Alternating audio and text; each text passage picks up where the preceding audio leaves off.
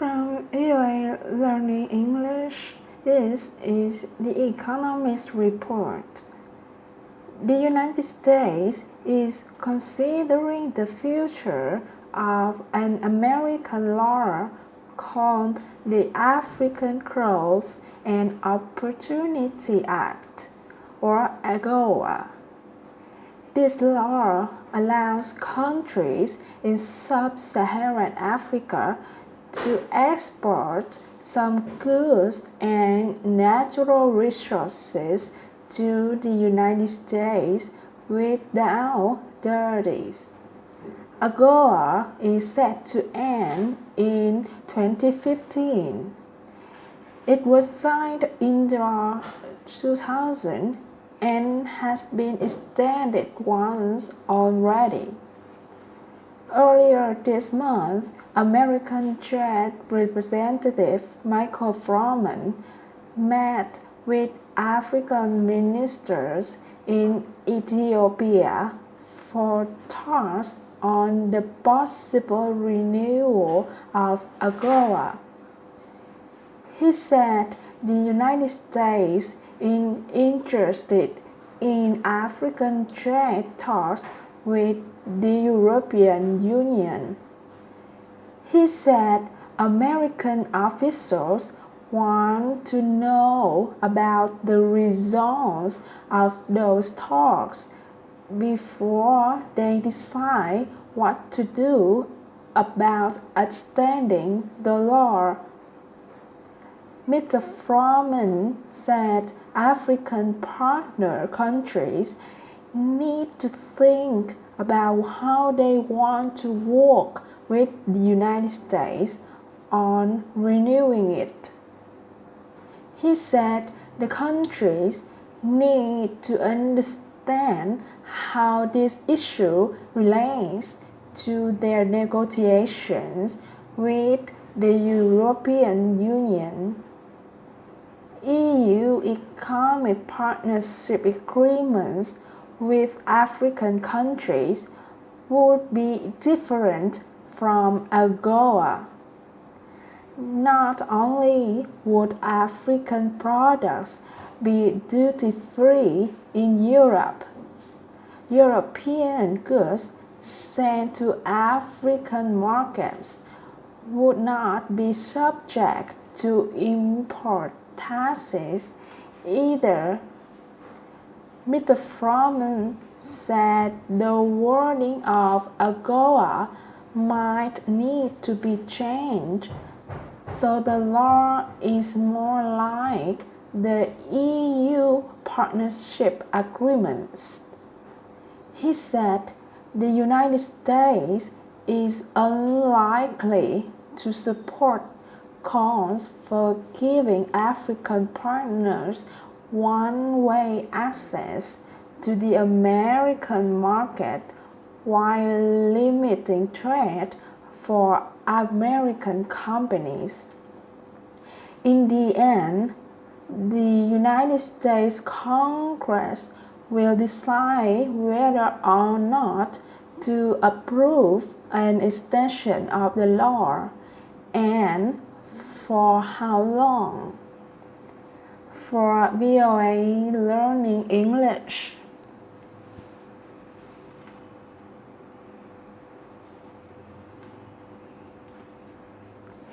This is the VOA Special English Economics Report. 11 countries first began to use the euro in 1999. Today, 17 of the 27 members of the European Union are in the euro area. The euro's foreign exchange value has remained strong against the dollar and other currencies, but economic growth in the euro area was only 0.2% from April to June. Europe's biggest economy, Germany, grew at half that rate. Ireland, Portugal, and Greece have all required rescues. Greece received emergency loans twice. Debt and other problems in Southern Europe remain a big concern. In early August, the European Central Bank bought more than $30 billion in Italian and Spanish debt securities. Italy and Spain have yet to recover from the worldwide recession. The purchases of their government debt helped reduce their borrowing cost, but the bank will probably have to act again. On August 16th, German Chancellor Angela Merkel and French President Nicolas Sarkozy met in Paris. They discussed economic governance for the euro area and cooperation on budget and tax policies. Chancellor Merkel said, "We want France and Germany to move closer in terms of fiscal integration." Their proposal calls for a true European economic government. It would include the leaders of the 17 euro countries and would be led by the European Union President. The group would meet at least twice a year. One goal would be to control budget deficits for euro area countries. Rules limit the deficits of EU members to 3% of the size of their economies. But many members, including France, have bigger deficits than that. The two leaders also proposed a tax on financial dealings in Europe, but they did not support the idea of euro bonds. These would be loans guaranteed by all euro countries instead of only the governments seeking them. The European Commission says it supports the French and German proposals. The Commission proposes and enforces legislation for the EU. An EU spokesman said, "We already mentioned the need to strengthen the economic part of the Economic and Monetary Union. What is happening now since the beginning of the crisis and what has been announced as a proposal by France and Germany go exactly in this direction." But many experts question whether European countries will be willing to surrender individual powers and deal with their debt problems together. For VOA Special English. From VOA Learning English, welcome to Economics in Special English. The International Labour Organization says nearly 200 million people are without jobs around the world, and the ILO is warning of even higher unemployment this year. The United Nations Agency released a report called Global Employment Trends 2013. It says the number of employees worldwide rose by more than 4 million last year from the year before. The report says one-fourth of this increase was in developed economies. The remaining 50% was in mainly developing economies in Asia and the African countries south of the Sahara Desert. The report also says an estimated 39 million people stopped looking for work last year. The average length of unemployment increased sharply in developed economies. One third of all job seekers in wealthy countries were unemployed for a year or more. The ILO's Director General, Guy Ryder, says the world's economic recovery is not expected to be strong enough to reduce unemployment quickly. His group says the labor market is especially hard for young people. The ILO says 12.6% of people between the ages of 15 and 24 are unemployed worldwide. It says more and more young people who experience long-term unemployment stop looking for work. This prevents them from gaining needed on-the-job experience. Guy Ryder says to create jobs, all countries must provide more predictable policies. He says these include measures to raise wages and support buying.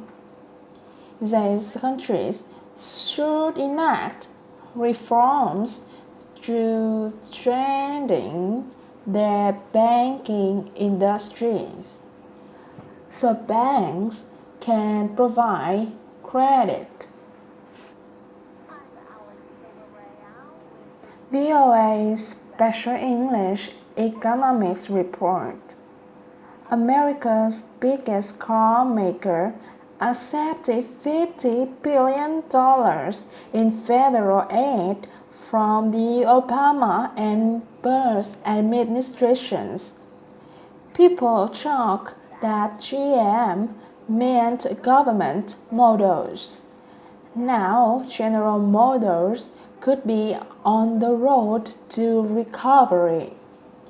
The company recorded over $2.5 billion in profit in the first half of the year. The government still owns 61% of GM as a result of the bailout. Canada is also a shareholder. But now GM plans to sell stock to the public again. GM spent just 40 days in bankruptcy. It sought protection from its creditors in June of last year. GM restructured. It discontinued some vehicles and closed dealerships and factories. In April, GM repaid almost $7 billion in government loans. Many of its creditors are waiting to see how much they get.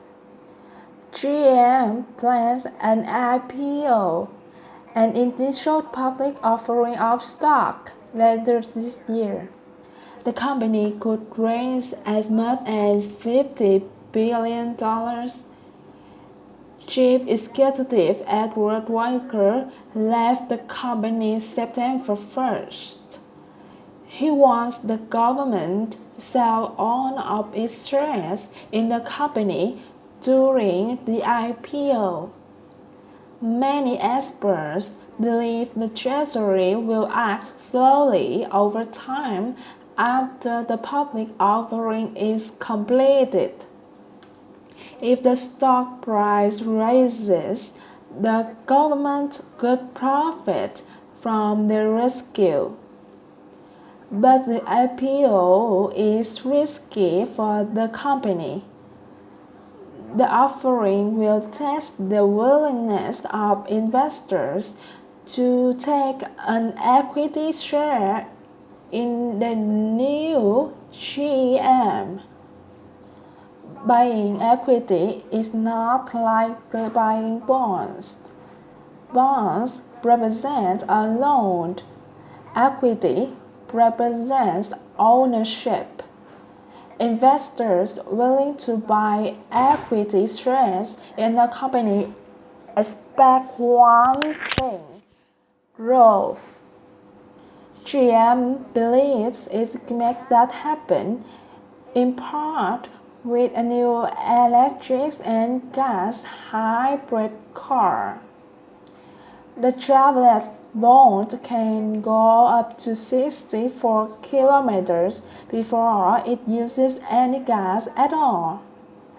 The Volt is expected to start arriving in showrooms later this year. GM is also looking overseas. The world's fastest growing car markets are in developing nations. GM is now selling more cars in China than in the United States. GM still leads the American market, although Toyota is the biggest car company in the world. There are signs that America's big three car makers may have put the worst of their recent troubles behind them. Chrysler also went through bankruptcy and says its sales are up. Italy's Fiat holds a 20% share. Ford Motor Company avoided bankruptcy and refused government help. Ford reported close to $5 billion in profit for the first 6 months of the year. From Voa Special English. This is the Voa Special English Economic Report. The best example of something is often called the gold standard. It sets the standard against which other things are measured.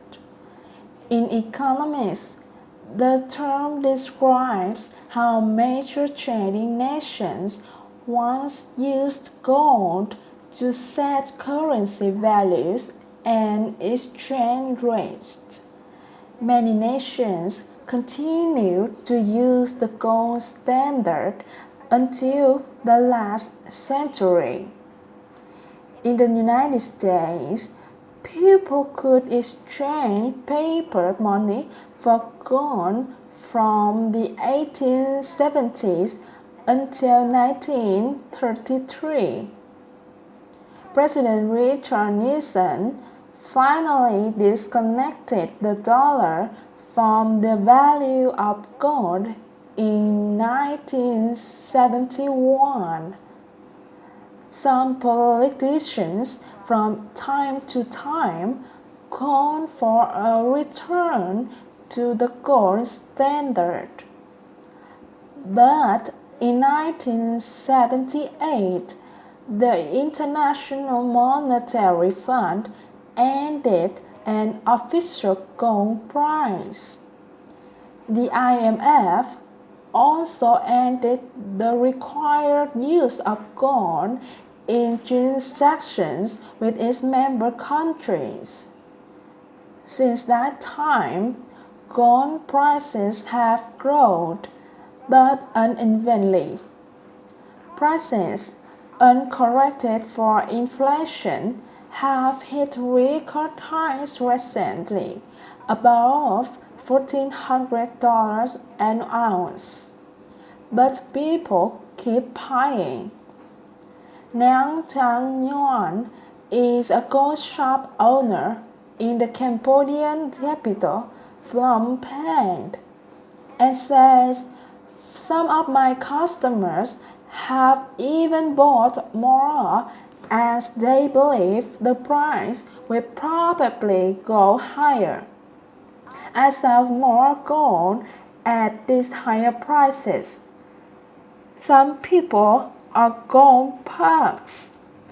These are investors who say people should buy gold to protect against inflation. People have valued gold for thousands of years. The soft, dense metal polishes to a bright yellow shine and resists most chemical reactions. It makes a good material for money, political power, and more recently, electrical power. If you own a device like a mobile phone or a computer, you might own a little gold in the wiring. The gold standard was the subject of one of the best known speeches in American political history.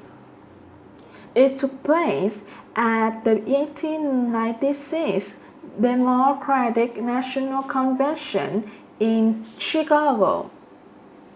William Jennings Bryan wanted the country to use both gold and silver as money. The idea was to devalue the dollar and make it easier for farmers to pay their debts. Bryan said, "You shall not press down upon the plough of labor this crown of thorns. You should not crucify mankind upon cross of gold." The speech made William Jennings Bryan famous. He was a presidential candidate 3 times, but he never won. For Voa Special English, you can learn more about a word every day and learn English at the same time at voaspecialenglish.com. You can also connect with us on Facebook and Twitter at VOA Learning English. The VOA Special English Economics Report. The Olympic flame was lit in Greece on May 10th. The ceremony marked the beginning of a long trip through Greece and Britain, which hosts the Summer Olympics this year. Greece has been at the center of a political and economic struggle that also threatens other European economies. It remains unclear if Greece will continue using the euro, or if its Eurozone partners can enact reforms needed to hold the currency group together. On the day the Olympic flame was lit, Greek socialist leader Evangelos Venizelos began an attempt to form a new government. It marked the third attempt to form a government in the week after parliamentary elections. Mr. Venizelos' Special Party finished third in the elections. First, the Conservative New Democracy Party attempted to form a government and failed. Then, the leader of the leftist Syriza coalition tried and failed. He said the election results show the Greek people had rejected deep budget cuts required by international creditors. Budget-cutting austerity measures have angered Greece. The political situation increased raised the possibility of the need for an emergency coalition or even new elections. The political crisis also raised the possibility of punishment by Greece and Eurozone creditors. They could deny future payments from the financial rescue plan that they agreed to in February.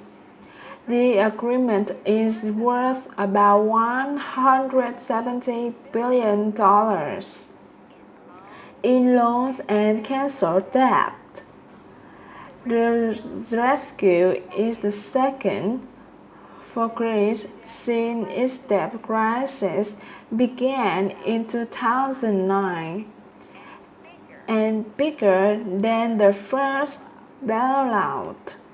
On May 10th, Euro area governments released a $5.5 billion loan to Greece, but Greek officials were said to have been unhappy that over $1 billion was withheld.